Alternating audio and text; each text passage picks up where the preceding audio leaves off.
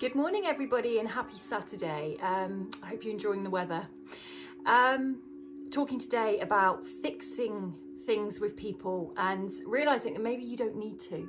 So I work with a lot of people who often are trying to rebuild connections, relationships, and they're coming from a place of pain, they're coming from a place of guilt, a sense of wrongdoing, that they need to fix it all. And I just think over time I've started to realize actually it's good to question for your own sanity, is it yours to fix? And where do you draw a line and go, actually there's nothing I need to do to that situation, it's okay to turn and walk away and leave it as it is.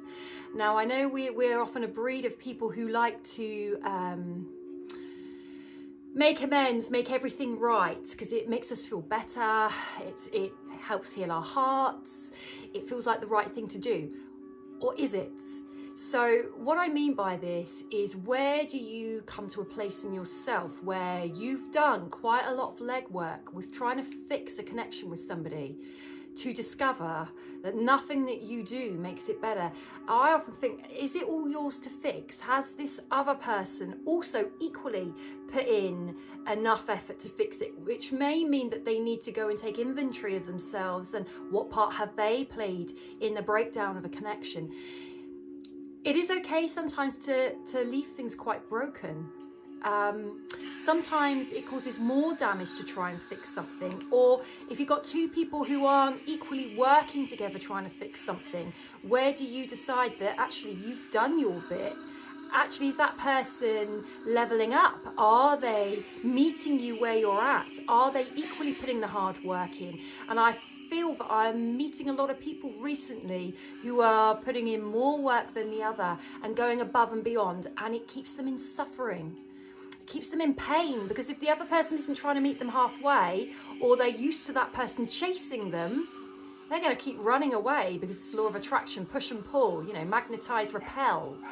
If you're trying to put loads of effort into that person, if they're not giving you the same back, what are you doing? Why are you trying to fix it?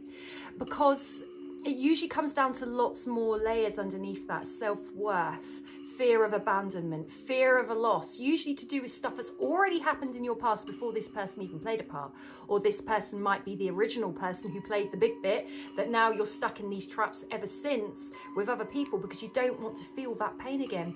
But sometimes letting go is so much easier than holding on. Holding on can keep us in suffering. If somebody is not trying to meet you halfway and you're constantly trying to fix something with somebody, look at what they're putting into the mix as well. It's usually fixable or worth trying to fix if that person's trying to meet you where you're at, because a good old rupture can make a fantastic repair.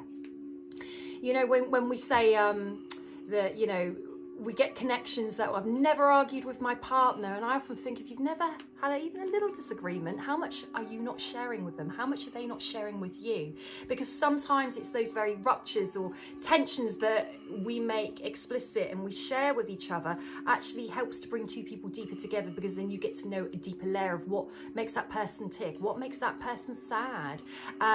You can also start to understand why that person's behaving a certain way. It might be a really frustrating behavior, but when they actually share, you know what, it really saddens me when that goes on and then I do X, Y, and Z.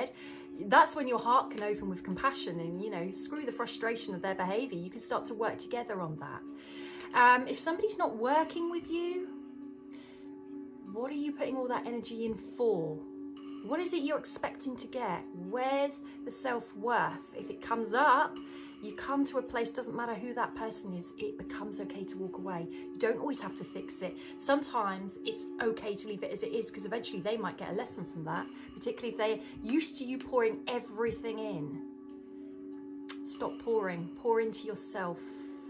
Holding on can cause so much suffering if somebody's not trying to work with you.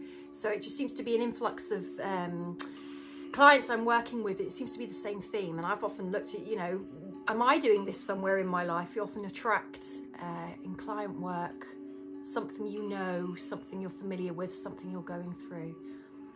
I've poured way too much from my cup before to people that do not reciprocate, because my heart is so big and my empathy overload put me in a very vulnerable situation, because actually I was neglecting myself in favour of people who weren't putting an ounce of time and effort into me in a way they should.